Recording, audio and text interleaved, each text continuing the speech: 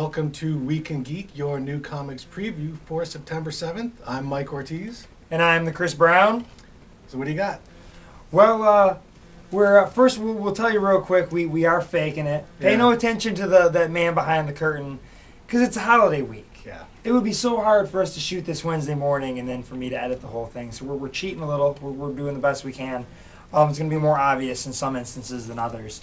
But we also got a big week here with the real rollout of the number ones. Yep, the new 52 starts today. And I'm excited about a few of them. Yeah, I'm excited about a lot of them, but I'm going to cover a few of them. Let's see what you got. Cover the others. I've got, was it Men of War number 1?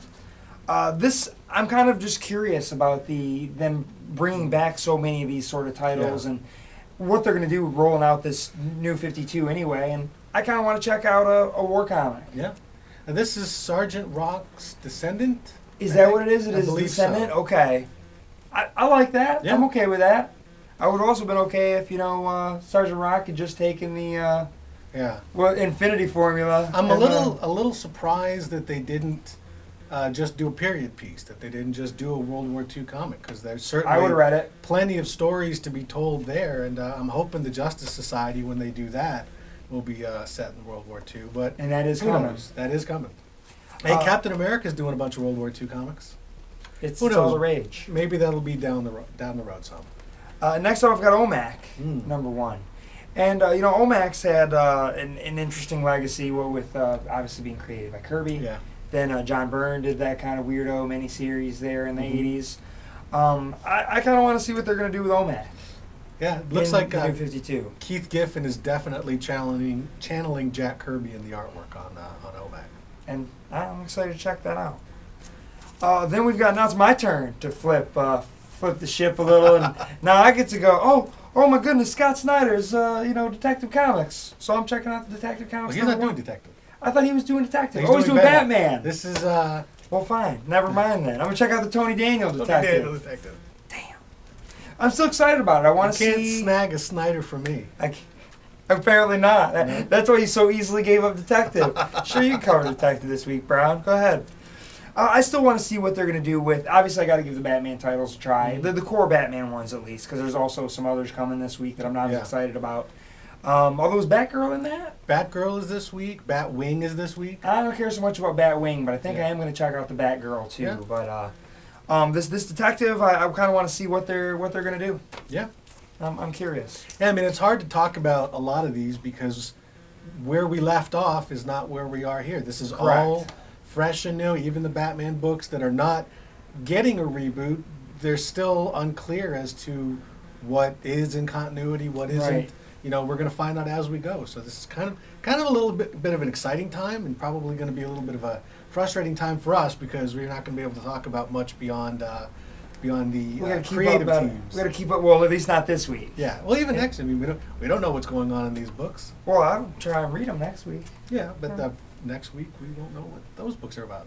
Fair enough. We won't be so next month. Then who's on first? We'll be caught up. Yeah, you're correct. Now I'm past my 52. I got a little image book here, Drums, number 4. I've liked this book. I think I think I'm an issue or 2 behind. I think I really only read the first one, and then 2 and 3 I fell behind. But I like that weird voodoo-ness. Yeah. And I like these self-contained image books. So it's got a great vibe, a great feel. The art's cool. I really like the art. Yeah. Beautiful art. This is definitely outside of your mainstream. Correct. Next up, we got Heroes for Hire number 11. I've really been enjoying this book. I think it's a fun book. I like the idea of Misty Knight hiring a bunch of superheroes to, solve a bunch of street level, mysteries and such. It's fun. It's been really cool. The last couple issues it had Elektra in them. That was kind of fun. So, Heroes for Hire 11. Then we got Morning Glories 12. I really like this book, even though I have so little idea of what the big picture is. The little picture's fun. I'm really digging it. But, with each individual issue and kind of getting to know each character and what brought them there, but we still don't know where there is exactly or what there is exactly. For everything they give you, they tease something else. Yeah, absolutely. And everyone was sort of comparing it to Lost in the beginning and while I don't really feel a Losty vibe other than in the storytelling. We'll give you one, and we'll Yeah. unravel one mystery, and then we'll give you two more. But I feel a little bit more satisfied. This feels like With it's this. a little less metaphysical. Yes. And just a little bit more mysterious. It's not. Yeah, and I don't. creepy. It doesn't feel like it's going somewhere where you're going to go, well, that doesn't make a bit of sense. Right. It's going to go somewhere that's probably going to make you go, oh, why didn't I see that coming? Quite possibly. And yeah, I've been digging it. Then we've got the New Avengers annual. These annuals are usually basically like little fillers, little breaks, but at least in the New Avengers. This one's but it got seems Wonder like Man. the New Event does it have Wonder This Man is going going to crazy be now? Wonder Man. All right. I think this is he puts together his team of Revengers, which has a bunch of B-list characters like D-Man. I think is in it. Okay, something's And actually going to Captain Ultra. happen. Probably not. Ah, just But- talking. They're going to put together a bunch of B-listers and talk to the camera for a few issues. No, I think there is going to actually be a fight. Okay, well then Hopefully. that'll be fun. But it's going to be a short fight because all those B-listers are going to get their heads handed to them. But Well, Wonder Man can kick some ass. and Wonder Man looks like he's going crazy. Yeah. Punisher number 3.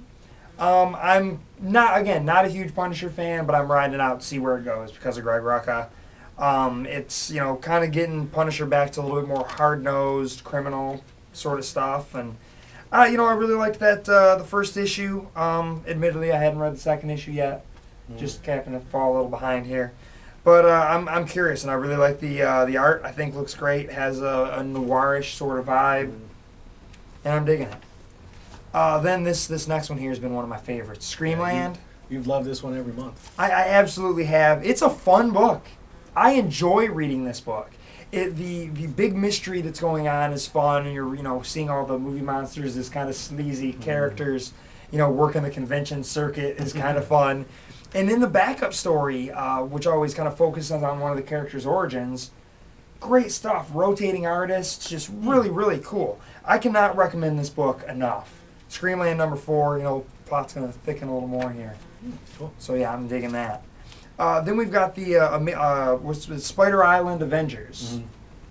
I don't know, I'm a bit behind on my Spider-Man, but I am caught up on my Spider Island tie-ins. I've been reading all those because they're mostly like one-shots or three-parter. Somebody gets spider powers. Yeah, exactly, and That's then kinda something awesome. happens. I kind of dig it.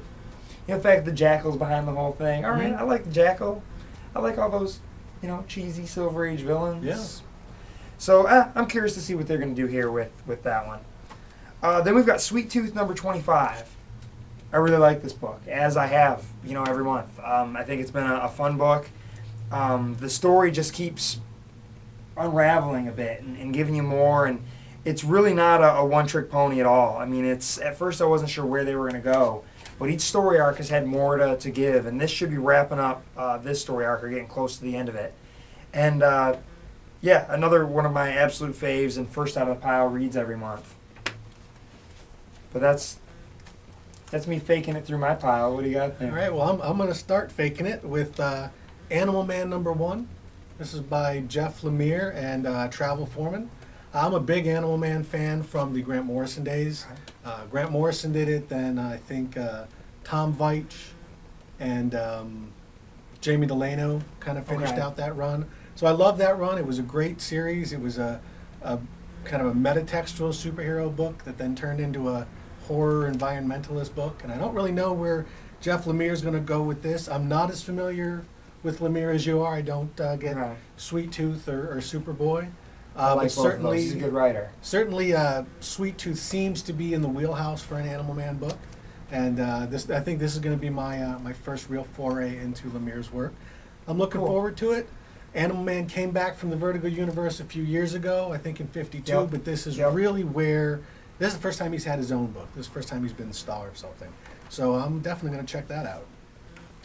Next up is Casanova. This is the first Casanova with Icon that's going to be new material. Up until this point, they were reprinting Image stuff, and this is all new material. I actually, because we don't have them in front of you and I can't remember right now, I don't know if it's Fabio Moon or Gabriel Ba or Fabio Moon. Because they were switching. Are the artists. I don't know which one is doing this. The last one was Fabio Moon. Both their stuff is fantastic, though. They're both terrific artists. Maybe they're going back and forth on this. Matt Fraction, his mainstream stuff, sometimes I'm a little iffier on, but Casanova is his baby. It's crazy stuff. It's Grant Morrison stuff. It's Danger, Diabolique. How do I pronounce it? I think so. That's how I always At least some element. I mean, it's basically Mick Jagger if he was James Bond, but a lot cooler. And forget about all the Cold War stuff. This is like Matt Fraction, Grant Morrison, super science and spy stuff. Next up is Hulk. I've said many times this is really a great book. If you like Hulks, if you like big guys smashing things, there was a few issues back. He basically punched out a tornado. That's awesome. Only the Hulk can do that. So, but it's been great. Him punching out a Watcher. That was good too. That was not good. That was good. That was good. He's just a big-headed pervert watching everything, so he deserved it. He'd been asking for it. But anyway, that was a different Hulk. That was the Jeff Loeb Hulk that was silly. This is the Jeff Parker Hulk, which is actually straightforward, serious superhero stuff. Because clearly punching out a Watcher is just silly. Punching out a tornado is straightforward and awesome. He did one of his little Hulk thunderclap things. All right, okay. It just sounded better when I said punched out. Gonna get nitpicky on me there. Anyway, it's a good book. Check it out. Next up is the lead candidate for the Incredible Hulk spot. It's Irredeemable. Been up and down on this book. I actually haven't read the last issue, so I don't know what's going on here. I felt way behind on it. Wade usually delivers. I actually think he's gonna bring it back. This always seems to happen. It hits a lull as he assembles his pieces, and then once he actually kind of gets into a storyline. I believe the last one left off with the Plutonian who had been exiled from Earth. I think he carved a big Plutonian symbol on the Earth saying he was returning. So maybe the crap's gonna hit the fan now. But it's from Boom Studios, Mark Waid. It's up and down, but overall, I'm pretty happy with it. So hopefully it will continue. Next up is one of the new 52s that I've been looking forward to. It's Justice League International. This one is... I'm going to read that one too. ...is Dan Jurgens and Aaron Lopresti. Dan Jurgens wrote the book for a while. He actually was writing Justice League International back when the death of Superman happened. This features a Booster Gold as kind of the lead. Obviously, this is going to be a different configuration, a different explanation. I don't know how this is going to fit in continuity-wise. Assuming it takes place in the present as opposed to the Justice League book, which took place in the past initially. Booster Gold is now a Canadian. That was one of the big things that was announced at Fan Expo Toronto, that now everybody's favorite B-list character is Canadian. I don't know, that seems like it should be insulting. And he's like the ultimate capitalist superhero. How is he not American? Yeah, that doesn't... So but he was always from the future anyway. Yeah, but he was... Is he still from the future? I don't know. Is he from Canada's future? Is there a Canada in the future? They're just really, really extra nice. Yeah. And they still like gravy on their french fries. So anyway, I guess we call it Justice League. Maybe in the future their money's worth a lot more than ours. But anyway, that's why he's gone Canadian. I love the Justice League. The Justice League Generation Lost series was pretty solid. I didn't read it, but a lot of people loved it. I think I'll probably pick it up one of these days. So if you like the old Justice League, if you want Batman and I believe Guy Gardner's in it and a few of the other people from the old JLI, give it a shot. The next one's going to be a little controversial. This one is The Big Lie.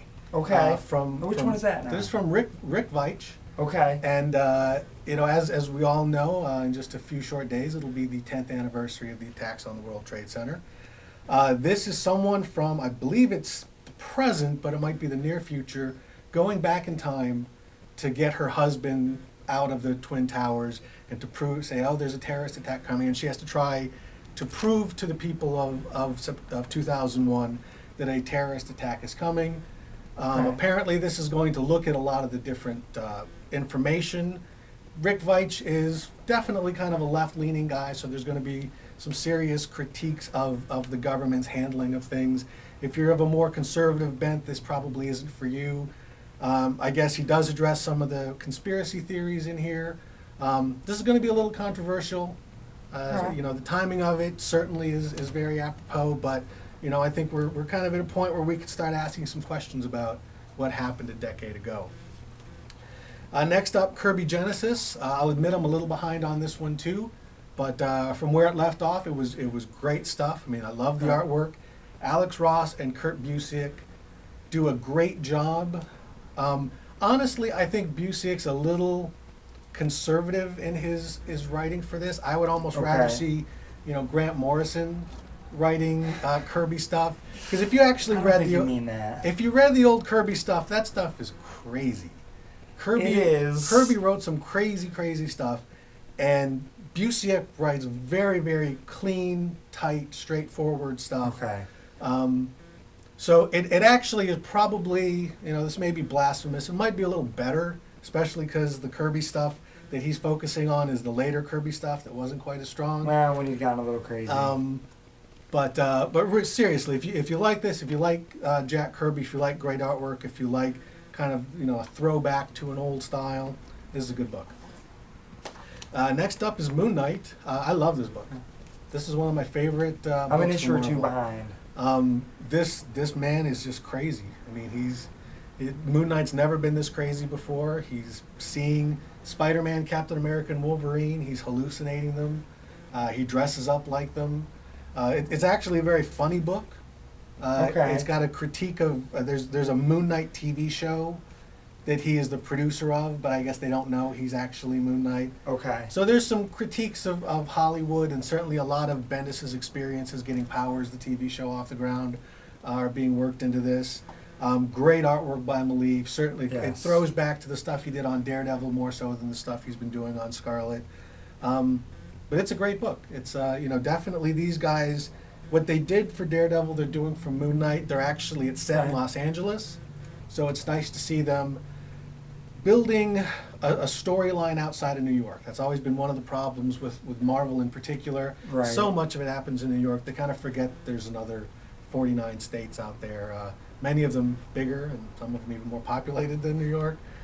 So California gets its treatment, gets its Marvel universe in Moon Knight. Next up is Stormwatch. I'm excited about that book. Paul Cornell is a good writer. He had a great run on Action Comics. He did. Now this obviously is the old Wildstorm book, as it's now woven Right. into the DC universe. We have no idea what this is going to be like. But it's characters from the Authority, right? Because didn't Stormwatch kind of introduce the Authority? Morphed into the Authority. So it's got Midnighter, it's got Apollo. We're not sure about who else is in it except for Martian Manhunter. Correct. So Martian Manhunter no longer in the Justice League. He is now in Stormwatch. So seeing how this all fits together, this fused Wildstorm and DC universe, is, I think, going to be kind of interesting. Yeah. This is agreed. a Stormwatch that has now apparently existed behind the scenes in the DC universe for a long time. So how it's woven into that history is going to be really interesting. There's a lot of suggestions that Stormwatch may be a major part of whatever the upcoming DC kind of unifying event is, whatever that's going to be. This woman that's appearing in all the DC books. This also ties into the story that's coming up in Superman #1 in a few weeks. All right. So if you're interested in all that, you want some great writing. I love the Martian Manhunter, and I love the Wildstorm universe, at least when it was at its peak. So I'm definitely going to be picking that up. Next up, like I said, you can't steal Snyder, because I got this one. This is Swamp Thing by Scott Snyder, Yannick Paquette. I'm excited about that book. This is when I heard this announced, this was just so exciting. I was glad. I was initially hesitant of the Vertigo stuff being folded back in. The way it was handled, I thought was great. Having Swamp Thing back as a horror-edged kind of superhero-ish comic, I thought was fantastic. And then when I found out it was Scott Snyder, it was like, this couldn't be more perfect. So if you like Snyder's work, and if you don't like his work, have you been paying attention to this show at all? He's doing some good stuff. He's the best new writer at DC by far, I think. And I liked the way the Brightest Day Aftermath worked out. Yeah, it wasn't quite what you thought it was going to be. I didn't check that out, but maybe I will after this book. Well, what is it? Constantine was starting to become the Swamp Thing. The Green was taking him over. He didn't want to become Swamp Thing, so he figured he had to go find Alec Holland and kill him and offer him back to the Swamp Thing. And Batman shows up and is like, no, man, you can't do that. Nice. And the way it ended up working out is that no one is the Swamp Thing presently, and they just sort of walked away from it. So he has no consciousness at this point. So Snyder's pretty much got a clean slate. Yep. And I can't think of anyone better to handle that clean slate. Agreed. And then I got X-Men. This is the Victor Gischler book. The last issue, basically, we had a very odd teaming of the Fantastic Four and the X-Men. They're off in some alternate universe. There's some mission that had to bring them together. The interesting thing is that, well, actually, it's not the Fantastic Four. It is the Future Foundation, and one of the members of that is Doctor Doom. All right. And one of the members of the X-Men now is Magneto. So that's kind of interesting. We get the two superhero teams teaming up with their supervillains. There was a nice exchange in the last issue where Wolverine was like looking at Ben Grimm and is like, I can't believe you are working with Doctor Doom. And the Thing looks at him and goes, isn't that Magneto sitting at your table? And Wolverine just goes, point taken. So yeah, the lines between hero and villain blur pretty easily in the Marvel Universe. So that's my stack. Well, my top pick is we're going outside of comics here, and I wish I had it in my hands right now.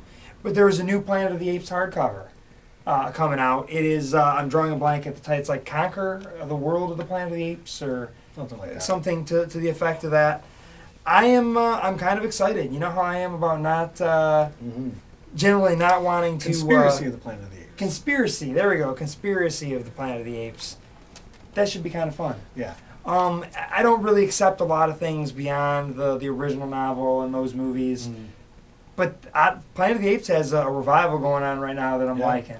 I've still yet to see Rise, but I'm going to read this new novel. I'm excited to have a new fresh hardcover in my hands, and that is my top pick of the week. I believe this ties in. This actually does tie into the movie continuity. Does it? Okay. This is from Archaea.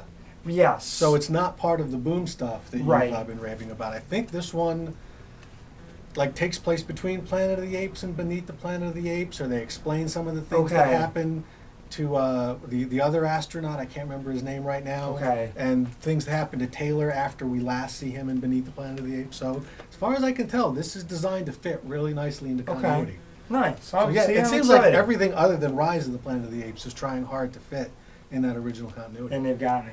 Yep. That's all you need to get Chris. Anyway, my top of the list is Action Comics #1. It's a Superman, a young Superman, written by Grant Morrison. With a blankie for a cape. With a blanket, a t-shirt, and no red underwear. I don't know how I feel about that, but at least the premise is this is before even the thought of a costume would really enter his mind. I don't know. We'll see how that goes, but it's Grant Morrison. Absolutely gorgeous artwork by Rags Morales. It's Action Comics #1. I've been reading Morrison's Super Gods book, which really explains his take. This is Superman the way he was originally. This is Superman who is fighting the system. He's not a deputy. He's not working with the law. He's fighting corrupt politicians and senators and stuff like that. So this is really that classic New Deal Superman that appeared in the original Action Comics #1. Reimagined in the modern times, is a little bit edgier, a little bit darker. This is a character whose parents are both dead, so he doesn't have their guidance. At what point did they die? Do we know that? We don't know that yet. Okay. We don't know that yet. Prior to this issue, they died, but we don't know how early. Again, much like the classic Superman, the pre-crisis Superman, his parents died. He was like 18 years old or something. So this is a different take, and I'm really curious to see what Grant Morrison is going to do with this. Even with this silly costume, which is not a costume. I'm really wondering, with Justice League, that took place 5 years in the past. Action Comics takes place prior to Justice League #1. Right. But they've already said that after this Justice League story is done, the Justice League will jump to stories set in the present. I don't know what they're going to do with Action Comics. Is this going to always be a Superman year one? Is it eventually going to catch up with Superman? We don't know. They haven't told us. But as long as Grant Morrison is writing it, because he did that phenomenal run on All-Star Superman, Grant Morrison gets Superman in ways that most writers don't seem to these days. So as long as he's writing it, I'm in. Yeah, I'm going to check it out as well. It's Action Comics #1. Yep. And last time I checked, it sold for $1.4 million. So slab this sucker. And in 70 years... They'll all be slabbed, and they'll be worth exactly what you paid for them. Plus the slab. And guess with that, that is your Week in Geek.